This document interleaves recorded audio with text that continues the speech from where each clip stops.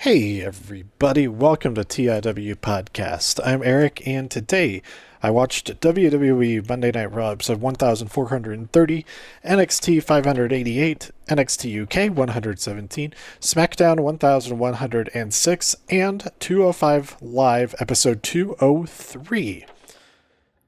These episodes were broadcast the week of Halloween, October 26th through 30th, 2020.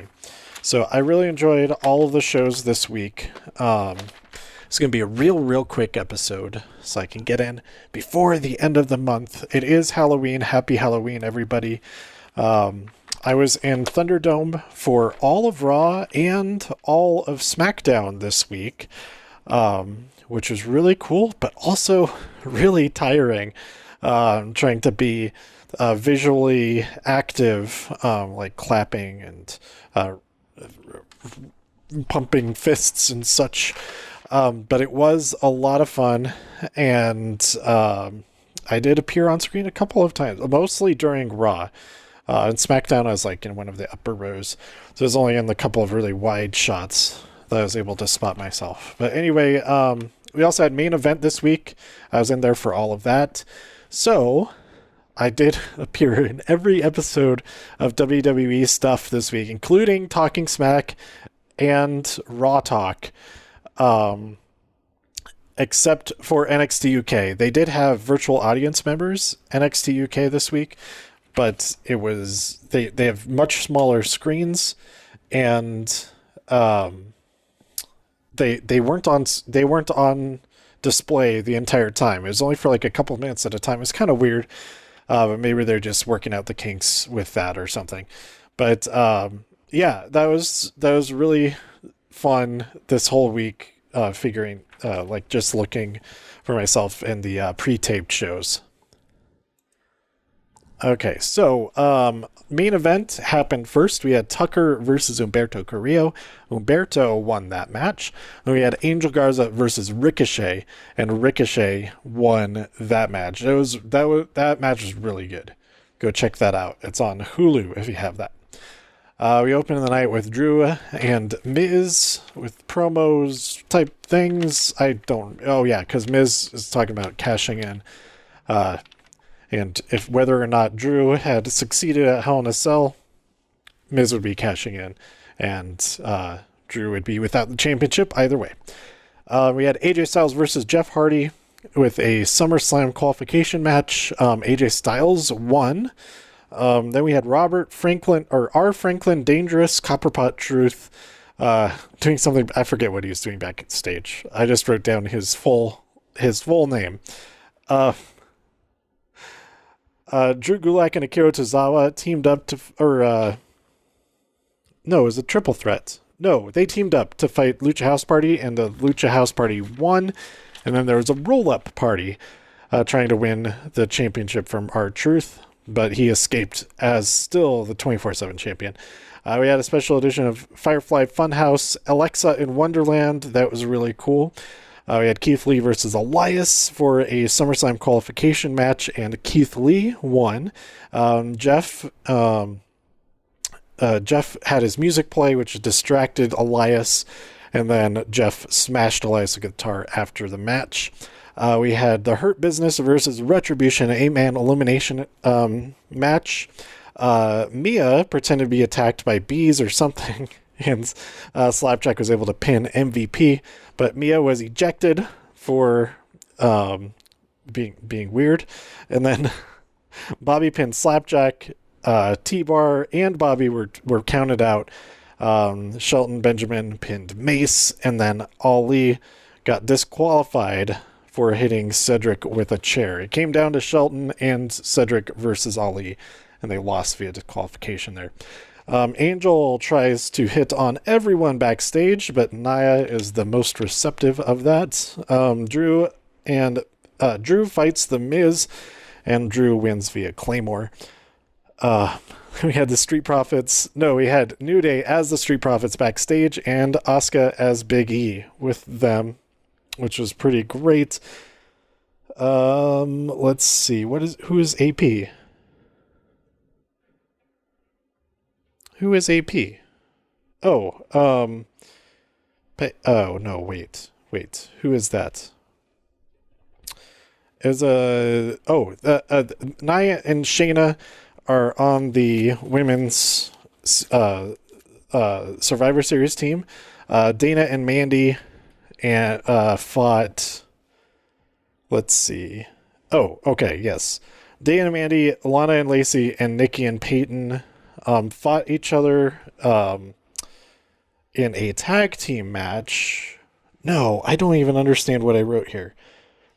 Oh, Dana and Mandy were added to the SummerSlam team, and then the last spot was a fatal four-way between Lana, Lacey, Nikki, and Peyton. That's right. Lana wins, but Shayna and Nia are at ringside for commentary, and they put Nia puts Lana through the table again, which is fantastic. Then we had Riddle versus Sheamus. Sheamus won. That was a SummerSlam qualification match as well. So I'm pretty happy that Sheamus is on that team. And then we had a special moment of bliss with special guest Randy Orton. And the Fiend appears, and Randy isn't really concerned about that and just goes after Drew McIntyre again while the Fiend looks on. So is Randy actually aligned with the Fiend? I think that might be a possibility, that Randy has let him in. He's avoiding the whole conflict with the Fiend. Like, why have conflict with the Fiend when you can let him in and just use that power as an energy source to hold on to the championship? So I will see what happens with that, but I'm super excited for where things will go with the new WWE champion, Randy Orton. Then we had, let's see. Let's talk about NXT UK real quick. Walter versus Ilya Dragunov.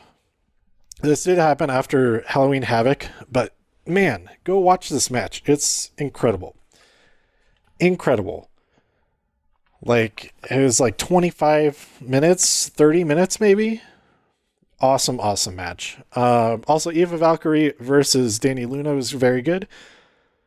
The Hunt turning on Flash Morgan Webster and Mark Andrews was pretty interesting. And then we had Jordan Devlin versus Lena Muir? Larry Murray. I wrote so small and so illegibly, I don't know who he fought, but Devlin won. But going to the night before, on the 28th of October, Halloween Havoc. We had Frank and Shotzi. Later on, she was Elvira Shotzi, and then at the end, she was Devil Shotzi. Awesome to see her hosting in all those different costumes. It's really cool. We opened with Damian Priest versus Johnny Gargano in a Devil's Playground match. They spun the wheel and made the deal, and Gargano won with a little bit of a help in a fella in a Scream mask. So Gargano is the new North American champion. We had a great promo from Pat McAfee with Danny and Oni alongside him. And then Kyle O'Reilly comes out with Pete Dunne to confront them. But as it turns out, Pete Dunne was aligned with McAfee as well. And they beat down Kyle O'Reilly, who has nobody there to help him, because all his friends had been taken out the week before. Then we had Cameron Grimes escorted to a van. He is very scared, and William Regal seems to really love the idea of torturing Grimes in this match, of not of him himself torturing him, but leading him to the torture. We had Santos Escobar versus Jake Atlas. Awesome match, but Raul Mendoza uses the gimmicked mask, the lucha mask, to attack Atlas while the referee is distracted, and Escobar gets the win. I'm not sure if I don't know if this was a championship match or not, but Escobar won either way. Then we had the first half of the Haunted House of Terror, Cameron Grimes versus Dexter Lumis. This was just awesome. I'm not going to even try to describe it, but it was fantastic. If Cameron Grimes wasn't so hilarious, I would say that the Haunted House of Terrors actually had some really scary stuff in it. But he kept it so funny and entertaining. I loved it. But he ran away from the House of Terror, the haunted House of Terror, and made his way back to the Capitol Wrestling Center for the rest of the match later on. We had Rhea Ripley versus Raquel Gonzalez. This match was amazing. Rhea Ripley won. Backstage, we had Drake Maverick as Hogan. He got hugged by the Yeti and the Giant. And then Shockmaster made his entrance, did not fall down. It was Killian Dane. He refused to do the falling down part. And then Drake put on the helmet and fell down himself. Also, he showed off his 2.4-inch pythons. Very impressive. Then we had the second half of the Haunted House of Terrors match, which was in the ring. There's smoke everywhere. Wade Barrett was very concerned. Oh, there's a costume contest between Wade and Vic.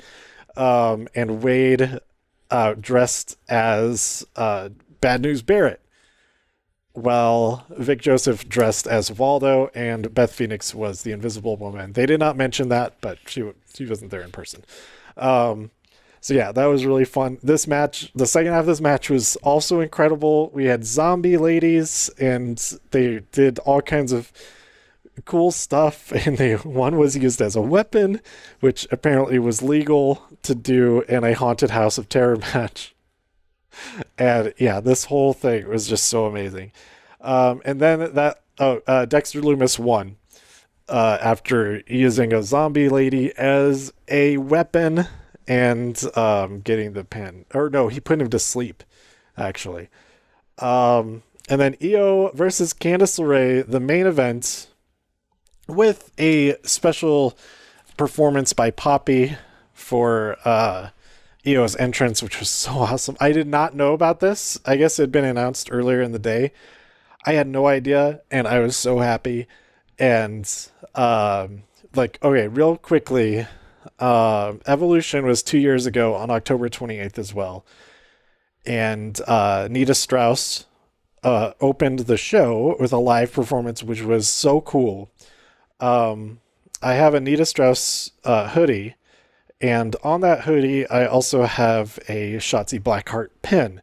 So it's really cool that, like, almost exactly a year later, I met Shotzi at a show here in Denver. And then 2 years later, Shotzi is hosting on the 28th the Halloween Havoc, and then we have the special performance from Poppy, who's also awesome. And I had to see in concert a couple of times, or just once. I think I only saw her once this last year. So like everything lining up with this time of year is really cool. Specifically October 28th, because it's my mom's birthday, and it's another cool thing to add to just thinking about her and remembering her and stuff. So I had to order that Poppy shirt, the special edition shirt for Halloween Havoc, because they only had it on sale for like 48 hours or something. So yeah, super awesome symmetry pattern, continued pattern for this time of year. So anyway, Io won the Io successfully defended the match in a tables, ladders, and scares match, which was really great. But a person in the Scream costume, I don't know if it was the same person, maybe it was Indy Hartwell, helped tried to help Candice win, but Shotzi was there. She intervened and prevented Candice from taking advantage of that help. And so Io is still champion. Oh man, that match was so good. I was really worried that there was only going to be 10 minutes for that match, but they went overtime, and it was great. It was great. Okay, over on SmackDown, the best match, my favorite match of the week, probably is Io versus Candice, followed by Walter versus Ilya. Those two matches were fantastic. But everything, the Haunted House of Horrors was amazing, and just all of Halloween Havoc was great. So over on SmackDown, we opened with Roman Reigns and Jay. And he says, you have until the end of the night to fall in line or you're out of the family. We had Kevin Owens versus Dolph Ziggler for a SummerSlam or Survivor Series spot. Kevin Owens won that. Billie Kay versus Bianca versus Natalya took place to get the first of the 5 spots on the women's team, and Bianca Belair won that match, which was really awesome. Then we had Buddy and Aaliyah try to apologize to Ray and Dominic, and then Seth came out, pushed some buttons, and then Aaliyah admits to loving Buddy, and then they kiss, and it's all very, that happened. Then we had Street Profits versus Cesaro and Shinsuke Nakamura. Montez Ford got flung like 50 feet into the air, it seemed like, before the first commercial break. It was incredible. Street Profits won, I'm pretty sure. I didn't write down the winner of that. I was in the Thunderdome for all this, so I was like, didn't really take very good notes because I was like trying to clap and all that kind of stuff.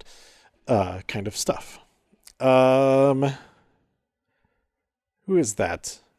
Danley challenges for a rematch. Oh, Bailey. I wrote down her. It's really badly written. Bailey challenges Sasha for a rematch. Sasha cuts a great promo and wears this awesome gold suit to show off that she is a golden champion now and all of that. And that's going to be next week, and that's going to be really good. Right now, as it stands, it'll be Sasha versus Asuka, champ versus champ at Survivor Series. Then we had Daniel Bryan versus Jey Uso as another Survivor Series qualification match. Jey Uso wins as Roman comes out down during the match as looking on. And then after the match ends, he gets into the ring, and Jey says, "All right, I'm with you." And then Roman says, "Make him understand that." And Jey destroys Daniel Bryan, puts him through a table, huge splash off of the ring post into that table, and then even continued to attack him further after the show ended. There's a online video of that. They did a big splash to him into the ring. And after he had gotten put onto a stretcher and everything, it was intense. I'm a little bit upset, but also it was awesome. So I can't really be that upset because of how awesome it was. You got the bloodline, the evil bloodline together here, starting to gather and gain momentum and all of that. We'll see what happens. I'm excited.